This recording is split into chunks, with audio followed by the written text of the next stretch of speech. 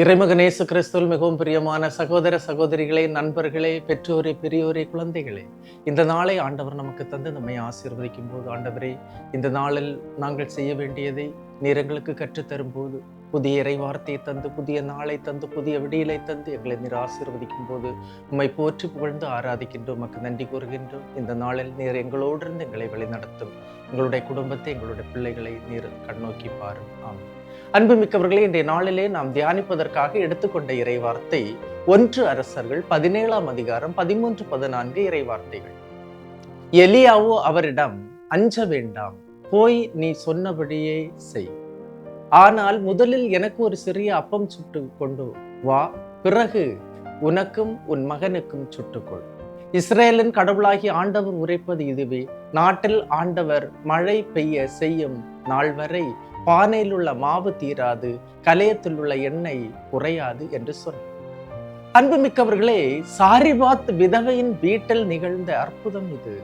இறைவார்த்தையை ஒருவர் ஏற்றுக்கொள்ளும் போது, அதை கீழ்ப்படிந்து அதை ஏற்றுக்கொண்டு தன்னுடைய இதயத்தில் நிறுத்தும் போது அற்புதங்களும் அடையாளங்களும் நடைபெற ஆரம்பிக்கின்றன. முதலில் ஆண்டவரையும் அவர் அரசியும் நாடுங்கள். முதலில் எலியா தனக்கு ஒரு அப்பம் கேட்டார். அதை அவர் மனமுவந்து கொடுத்தார். எதையும் முதலில் ஆண்டவரின் கரத்தில் கொடுக்க வேண்டும்.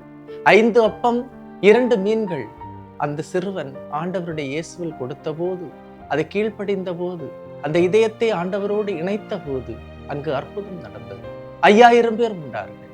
இஸ்ரேலின் கடவுள் உரைக்கிறார், உயிருள்ள கடவுள், இஸ்ரேலின் கடவுள். அவர் சொல்லுகிறார், ஆண்டவர் உரைப்பது இதுவே: நாட்டில் ஆண்டவர் மழை பெய்ய செய்யும் நாள் வரை பானையில் உள்ள மாவு தீராது, கலையத்தில் உள்ள எண்ணெய் குறையாது என்றார். சகோதரமே, இந்த நம்பிக்கைதான் வேண்டும். ஆண்டவருடைய திருவுளத்தை நிறைவேற்றுகின்ற மக்களாக, என்னுடைய நலம் அல்ல, கடவுளுடைய நலம். கடவுள் என்ன சொல்கிறாரோ அதை கீழ்ப்படிந்து நடக்கக்கூடிய வல்லமை, ஆற்றலை இந்த நாளிலே கேட்போம். உயிருள்ள நம்பிக்கையோடு வாழ்வோம். ஆண்டவர் நம்மை இன்று ஆசீர்வதிக்கின்றார். நம்புவோம். சாரிபாத் விதவையினுடைய வீட்டில் ஆண்டவர் செய்த புதுமையை, ஆண்டவர் செய்த அற்புதத்தை இன்று நம்முடைய வாழ்க்கையிலும் செய்வார். நம்புவோம். ஆண்டவருடைய இறைவார்த்தையை ஏற்றுக்கொள்வோம். எல்லாம் வல்ல இறைவன், தந்தை, மகன், தூய ஆவியார் உங்களையும் உங்கள் குடும்பத்தை நிறைவாய் ஆசீர்வதிப்பாராக. ஆமென். இயேசுவுக்கே புகழ், இயேசுவுக்கே நன்றி. மரியே வாழ்க.